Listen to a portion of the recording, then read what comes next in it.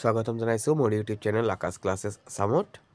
ছাত্ৰ-ছাত্ৰীসকল আজিৰ এই ভিডিঅ'ত আমি আলোচনা কৰিম কামৰূপ জিলাৰ প্ৰি বোৰ্ড এক্সাম 2024-25 ৰ সমাজ বিজ্ঞান প্ৰশ্নকাকতৰ আমাৰ প্ৰথমটো প্ৰশ্ন ধৰিছে বংগ বিভাজনৰ সময়ত ভাৰতৰ ভাইসৰয় কোন আছিল এটো সহজ প্ৰশ্নই আছিল উত্তৰটো হ'ব লৰ্ড কাৰ্জন বংগ বিভাজন কেতিয়া কাৰ্যকৰী হৈছিল শুদ্ধ উত্তৰটো হ'ব অপচন বি 16 অক্টোবৰ 1905 চনত ৰুছ বিপ্লৱ কেতিয়া সংঘটিত হৈছিল শুদ্ধ উত্তৰটো হ'ব অপচন এ 1917 চনত 4 নম্বৰত কৈছে তলত দিয়া পৰিঘটনাবোৰ ক্ৰম অনুসৰি হজুৱা দাণ্ডি যাত্ৰা ভাৰত ত্যাগ আন্দোলন সাম্প্ৰদায়িক বাটোৱাৰা আৰু সাইমন কমিশন তো ইয়াত প্ৰথমে হৈছিল সাইমন কমিশন তাৰ পিছত হ'ব দাণ্ডি যাত্ৰা ইয়াৰ পিছত হ'ব সাম্প্ৰদায়িক বাটোৱাৰা আৰু একেবাৰে শেষত হ'ব ভাৰত ত্যাগ আন্দোলন শুদ্ধ উত্তৰটো হ'ব অপচন ডি গান্ধীজী সত্যাগ্ৰহ ধাৰণাটো গ্ৰহণ কৰোঁতে কোন দুগৰাকী ব্যক্তিৰ ৰচনাৰ দ্বাৰা প্ৰভাৱিত হৈছিল শুদ্ধ উত্তৰটো হ'ব অপচন ডি থৰো আৰু টলষ্টয়ৰ ভাৰতীয় জাতীয় কংগ্ৰেছৰ 41তম অধিৱেশন ক'ত অনুষ্ঠিত হৈছিল শুদ্ধ উত্তৰটো হ'ব অপচন ডি পাণ্ডুত অসমত 1857 চনৰ বিদ্ৰোহৰ বিফলতাৰ ক্ষেত্ৰত তলৰ কোনবোৰ কাৰণ প্ৰযোজ্য এক নম্বৰত কৈছে অসমৰ বিদ্ৰোহীসকলৰ সংখ্যা অতি তাকৰি আছিল ইয়া শুদ্ধ অসমৰ বিদ্ৰোহীসকলে তেওঁলোকৰ কাৰ্যপন্থাৰ গোপনীয়তা ৰক্ষা কৰাত ব্যৰ্থ হৈছিল ইয়া শুদ্ধ ব্ৰিটিছ চৰকাৰৰ অধীনত সেৱা আগবঢ়োৱা অসমীয়া লোকসকলে বিদ্ৰোহীসকলক সমৰ্থন কৰা নাছিল এটো কিন্তু টপিকটো তোমালোকৰ একেবাৰে ডাইৰেক্ট দি দিয়া নাই কিন্তু অলপ যদি আমি বুজি লওঁ যে তোমালোকৰ অসমত 1857 চনৰ বিদ্ৰোহৰ বিফলতাৰ যি কাৰণসমূহ আছিল তাৰ চতুৰ্থ কাৰণটো যদি মনত পেলোৱা তেনেহলে তাত এটা লাইনত পাবা যে তোমালোকে নগাঁও আৰু গুৱাহাটীত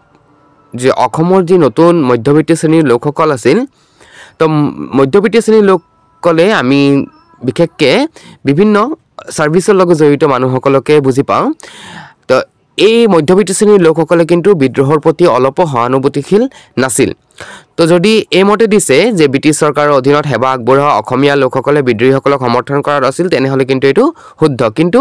এনে সিধা সিধি লিখি দিয়া নাই কিতাবত আৰু 4 নম্বৰত দিছে অসমৰ বিদ্ৰোহীসকলে প্ৰয়োজন অনুযায়ী অস্ত্ৰ যোগান পোৱা নাছিল ইয়াতো শুদ্ধ 3 নম্বৰটোতে অলপ কনফিউজন হৈ আছে তথাপিও মোৰ মতে 1 2 3 4 এই আটাইকেইটাই হ'ব শুদ্ধ উত্তৰ অপচন ডি হ'ব শুদ্ধ দাণ্ডি যাত্ৰাত মহাত্মা গান্ধীক সহায় কৰা অসমৰ ছাত্ৰগৰাকী আছিল শুদ্ধ উত্তৰটো হ'ব অপচন ডি লীলাধৰ বৰুৱা ইয়াৰ পিছত প্ৰশ্ন সুধিছে যে তলত দিয়াবোৰ মিলোৱা আৰু শুদ্ধ উত্তৰটো বাছি উলিওৱা ইয়াত দিছে যোৰহাট সাৰ্বজনিক সভা তাৰ লগতে দিছে তোমাৰ আহোম সভা ইয়াৰ লগতে দিছে অসমীয়া ভাষা উন্নতি সাধিনী সভা আৰু একেবাৰে হেকক দিছে আসাম এছ'চিয়েশ্যন তো ইয়াত আমি জানো যোৰহাট সাৰ্বজনিক সভা হৈছিল 1884 খ্ৰীষ্টাব্দত আহোম সভা হৈছিল 1893 চনত ইয়াৰ পিছত অসমীয়া ভাষা উন্নতি সাধিনী সভা হৈছিল তোমাৰ 1888ত আৰু আসাম এছ'চিয়েশ্যন হ'ব 1903 চনত কোৱেশ্চন নম্বৰ 10ত কৈছে দাবী আৰু যুক্তিৰ মাজত সঠিক সম্বন্ধ দেখুওৱা বিকল্পটো বাছি উলিওৱা ইয়াত দাবী এটা দিছে আৰু তাৰ লগতে এটা যুক্তি দিছে তো ইয়াত তোমালোকে ক'ব লাগে যে দাবী আৰু যুক্তিৰ ক্ষেত্ৰত কোনটো শুদ্ধ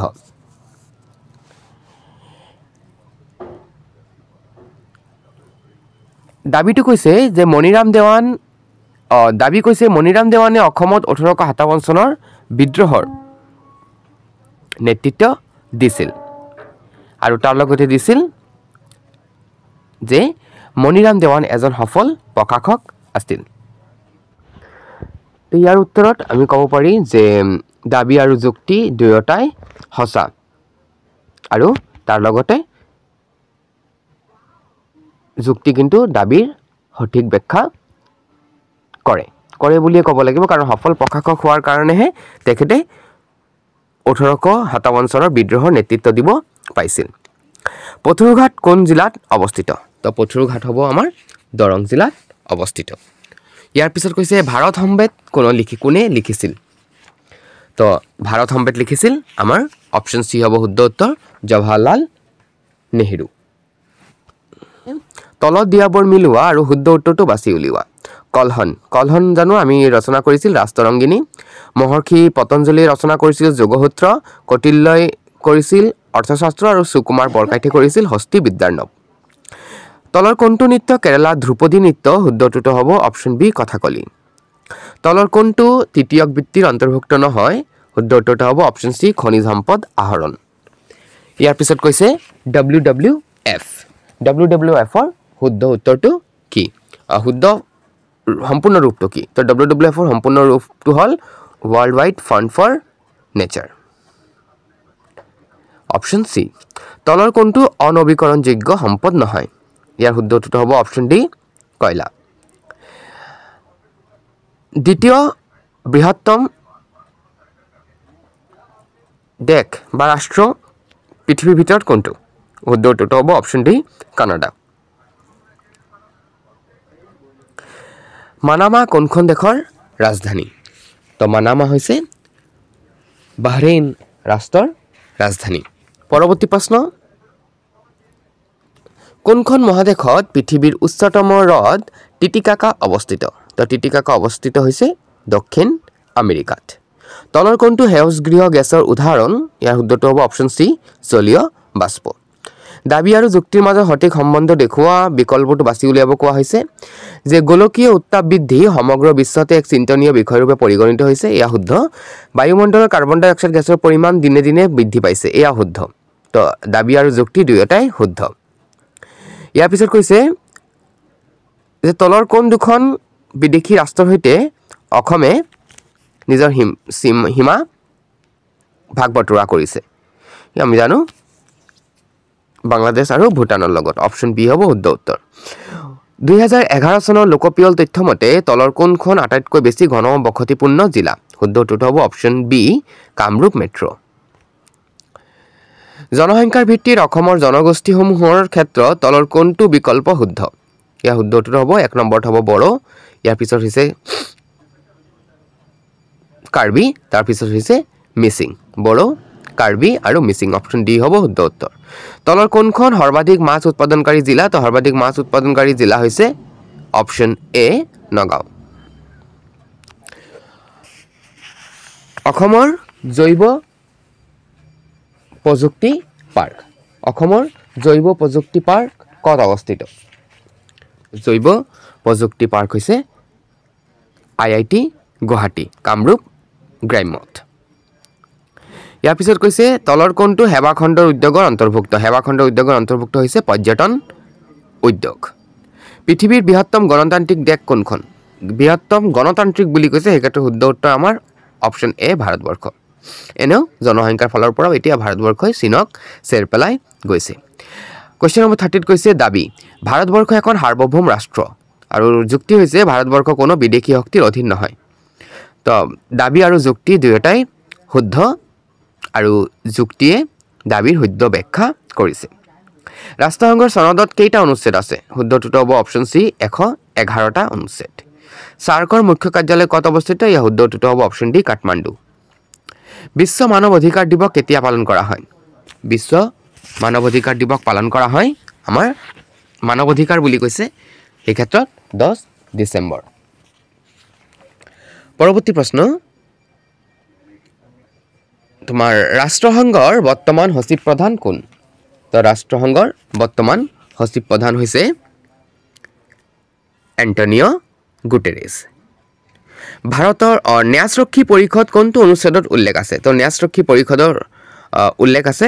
76 নম্বৰ অনুচ্ছেদত অপচন এ হ'ব শুদ্ধ উত্তৰ ভাৰতৰ প্ৰথম বেংক কোনটো ভাৰতৰ প্ৰথম বেংক হৈছে বেংক অফ হিন্দুস্তান যোনটো স্থাপন কৰা হৈছিল 1770 চনত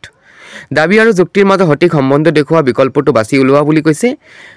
দাবী কৈছে চেক এটা অবিহিত মুদ্ৰা আৰু চেক গ্ৰহণ কৰিলে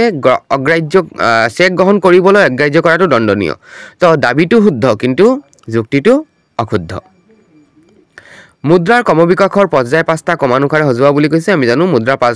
5টা ক্ৰমবিকাশৰ পৰ্যায় হৈছে বিনিময় প্ৰথা জন্তুমান অমোদিত ধাতুমান ধাতু মুদ্ৰা আৰু কাগজী মুদ্ৰা তো 1 2 3 5 আৰু 4 থকা অপচনটো হৈছে অপচন সি মুদ্ৰা তাৰিল্য গুণ মানে কি তো মুদ্ৰা তাৰিল্য গুণ হৈছে মুদ্ৰা সমমূল্যৰ হা সামগ্ৰীলৈ তৎক্ষণাত আৰু প্ৰত্যক্ষভাৱে ৰূপান্তৰিত কৰিব পাৰি অপচন সি হ'ব শুদ্ধ উত্তৰ ইয়াৰ পিছত চিত্ৰ এখন দিছে ফটোখনত থকা মুদ্ৰাবিধ চিনাক্ত কৰা দিছে যে এখন এখন চেক মুদ্ৰা ইয়াৰ পিছত কৈছে নীতি আয়োগৰ উপাধ্যক্ষক কোনে নিযুক্তি দিয়ে নীতি আয়োগৰ উপাধ্যক্ষক নিযুক্তি দিয়ে আমাৰ প্ৰধানমন্ত্ৰীয়ে নীতি আয়োগৰ উপাধ্যক্ষক নিযুক্তি দিয়ে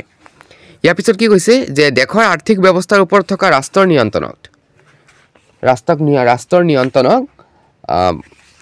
শিথিলীকৰণক কি বুলি কোৱা হয় শুদ্ধ উত্তৰটো হ'ব কি আমাৰ উদাৰীকৰণ ইয়াৰ পিছত কৈছে প্ৰথমখন মানৱ উন্নয়ন প্ৰতিবেদন কেতিয়া প্ৰকাশ কৰা হৈছিল তো প্ৰথমখন মানৱ উন্নয়ন প্ৰতিবেদন প্ৰকাশ কৰা হৈছিল 1990 চনত অপচন এ হ'ব শুদ্ধ উত্তৰ কোন চনত ভাৰতবৰ্ষত প্ৰথম পঞ্চবাৰ্ষিক পৰিকল্পনা সূচনা হৈছিল শুদ্ধ উত্তৰটো হ'ব অপচন ডি 1951 চনত আৰু এমসিকিউৰ অন্তিমটো প্ৰশ্ন সুধিছে যে কোন দুখন ৰাজ্য হেউজ বিপ্লৱৰ দ্বাৰা সৰ্বাধিক লাভান্বিত হৈছিল ইয়াৰ শুদ্ধ উত্তৰটো হ'ব পাঞ্জাব আৰু Haryana option B group B ৰ প্ৰশ্নকেইটা হৈছে যে ভাৰতীয় সংস্কৃতিলৈ অষ্ট্ৰিকসকলৰ তিনিটা অৱদান উল্লেখ কৰা ভাৰতৰ সংসদীয় ব্যৱস্থা ইংলেণ্ডকৈ পৃথক যুক্তি আগবঢ়োৱা স্বদেশী আন্দোলনৰ ৰবীন্দ্ৰনাথ ঠাকুৰে আগবঢ়োৱা অৱদান সম্পৰ্কে লিখা অসমত কৃষক বিদ্ৰোহৰ গুৰুত্ব সম্পৰ্কে লিখা নাইবা অসমত 1857 চনৰ বিদ্ৰোহ বিফলতাৰ কাৰণসমূহ চমুকৈ লিখা আইন অমান্য আন্দোলনৰ উত্থানৰ মুখ্য কাৰণ কি আছিল এই আন্দোলন কেনেদৰে আৰম্ভ হৈছিল এই আন্দোলনৰ অন্ত কেনেদৰে হৈছিল অসমীয়া ভাষা উন্নতি সাধিনী সভাৰ ভূমিকা আৰু কাৰ্যাৱলীৰ বিষয়ে লিখা নাইবা গান্ধীজীৰ ভাৰত ত্যাগ আন্দোলনত অসমে কেনেদৰে সমৰ্থন কৰিছিল মানৱ জীৱনৰ ওপৰত পৰিৱেশৰ সমস্যাই কেনেদৰে প্ৰভাৱ পেলাইছে চমুকৈ বৰ্ণনা কৰা